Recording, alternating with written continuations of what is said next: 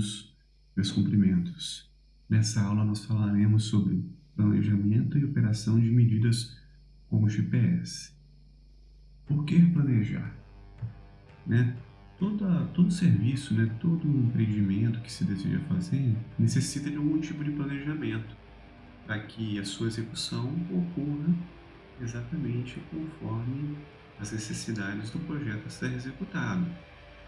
Então, isso também vale para o ano do uso de um receptor GPS.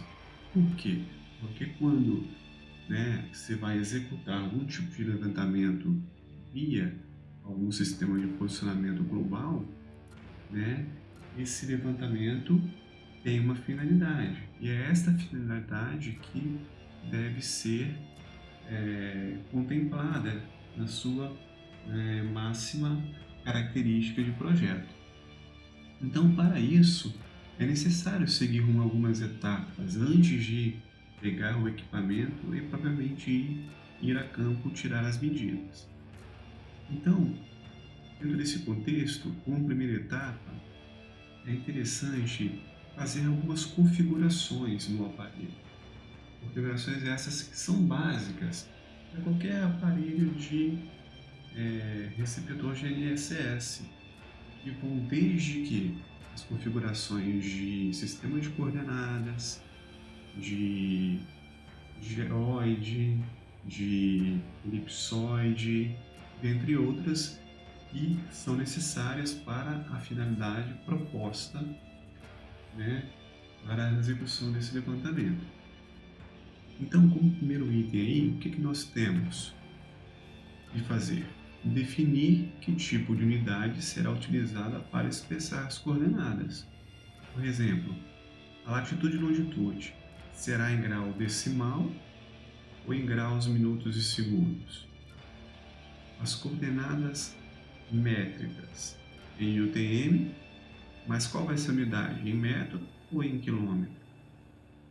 Será utilizado algum outro tipo de coordenada que possivelmente possa ser disponibilizada pelo receptor? Então, são 3 itens que são simples de serem definidos. O segundo aí seria a definição do sistema geodésico de referência, do datum. Então, a gente pensando no sentido de que o próprio sistema GPS Navistar tem como datum base o WGS84, nós seguiremos então a recomendação do próprio sistema, que é usar o WGS84, ou usaremos as medidas aí diretamente com um elipsoide que está associado ao SAD69 ou o SIRGA 2000. Então essa é a definição que era importante e que a importância se dá exatamente para se definir o que se pretende com relação à transformação, posteriormente, de sistemas de coordenadas e até mesmo a questão do uso de projeções cartográficas. Outra coisa que vale lembrar aqui é que se o receptor já tiver algum geode em sua interface, você pode escolher o geode de referência.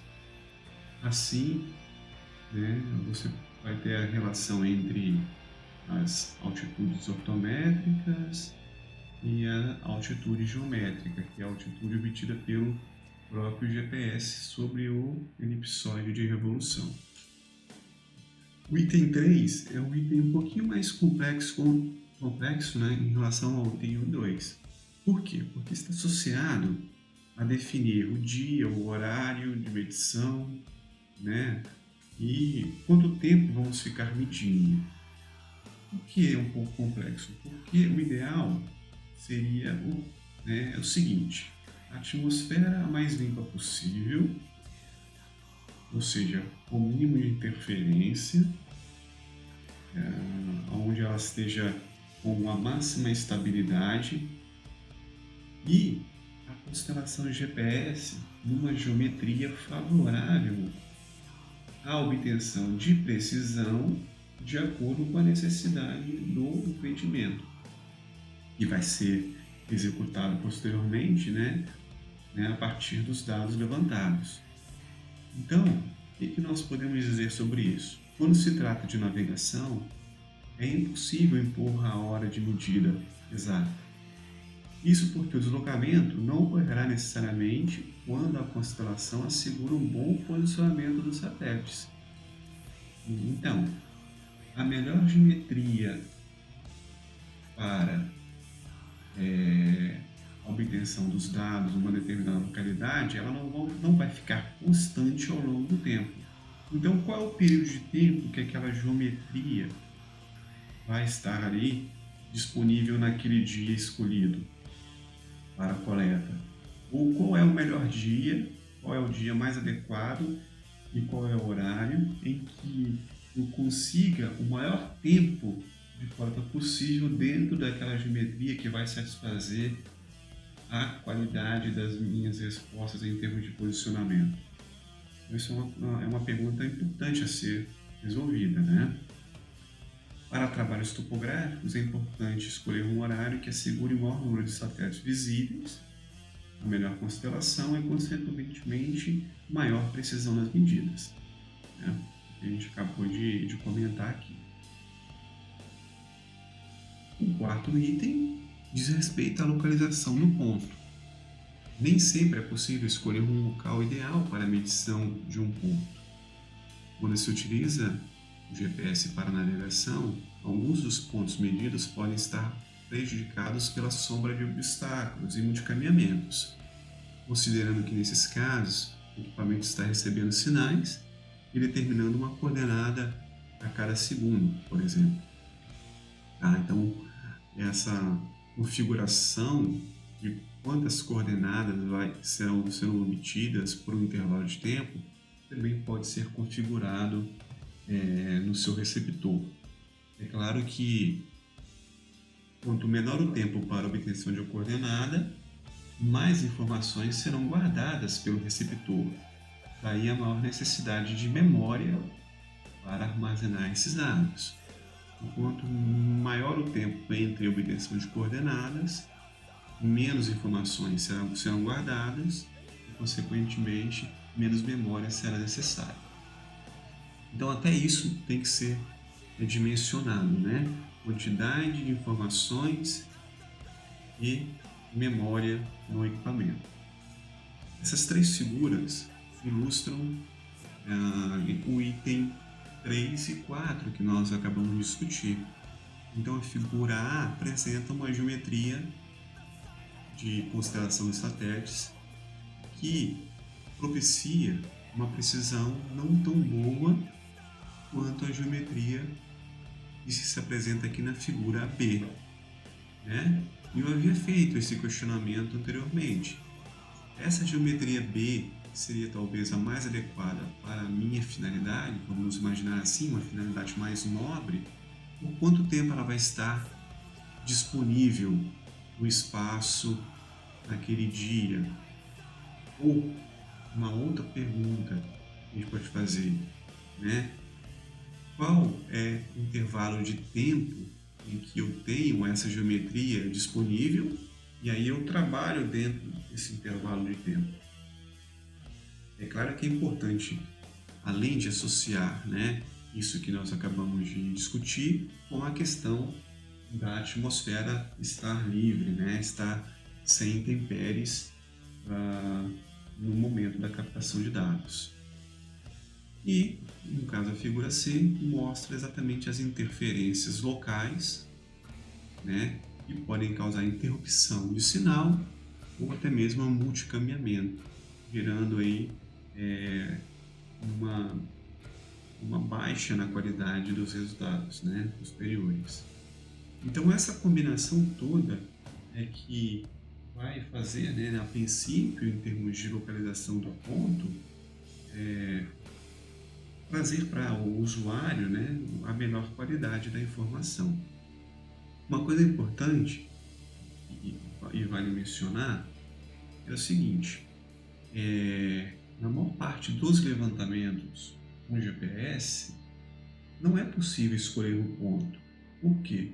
Porque geralmente você faz um levantamento cadastral e ao fazer um levantamento cadastral ou um levantamento qualquer em que os pontos já estão definidos, você não tem a opção de escolha, né? E aí essas interferências elas vão ocorrer de uma forma mais ou menos intensa, depender da sua densificação, e elas devem ser posteriormente corrigidas com pós-processamento, por exemplo.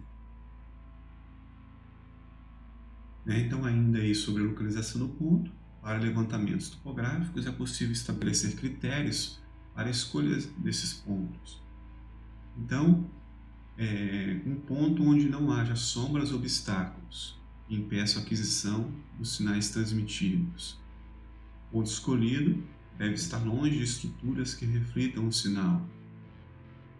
Esse tipo de escolha ela é mais fácil quando se deseja materializar ou se deseja implantar um marco geodésio, um marco topográfico, que será utilizado posteriormente, né, como base para um novo levantamento de GPS ou um levantamento topográfico, por exemplo, ou até mesmo um nivelamento. Procure deixar o ponto que foi medido materializado no terreno para uma possível conferência ou futura utilização. Então é importante, sempre que da execução de um serviço, aí não vale somente para serviços via GPS, mas utilizando-se a topografia tradicional, planilha altimétrica, planimétrica, até mesmo altimétrica. É sempre importante deixar um ou mais pontos, né, bem materializados, né, com coordenadas bem determinadas para um futuro trabalho que possa ser realizado na região ou na mesma área de projeto, ou até mesmo para uma conferência. Os pontos devem preferencialmente ocupar locais de fácil acesso, claro, né, a chegada a eles deve ser facilitada, né, até mesmo por questão de tempo, e não realizar aquisições com céu encoberto por nuvens. Né? As intempéries não são boas aí para a questão de tomada de pontos via satélite. A instalação da antena é outra coisa que deve ser levada em consideração. O interessante é que ela fique instalada sobre um tripé, né, ou em um bastão, nivelado, né, com a horizontal, de modo que o eixo da antena coincida com a vertical de um ponto. Então, esse tipo de recomendação não é muito válida para quando você trabalha com GPS de navegação, na qual ele não possui, não é possível com ele fazer a instalação em um tripé, por exemplo, ou em um bastão. Tá? Mas, por outro lado, o GPS, por ser de navegação, né, ele não tem uma boa precisão, então isso já não faz muita importância. Mas, como recomendação para esses receptores mais simples, o interessante seria deixá-los na horizontal sobre o ponto de interesse, pelo menos, né?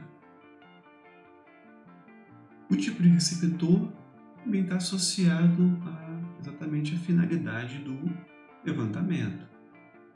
Mas o que eu quero dizer com isso? Para trabalhos cuja finalidade é mais nobre, eu vou usar receptores melhores.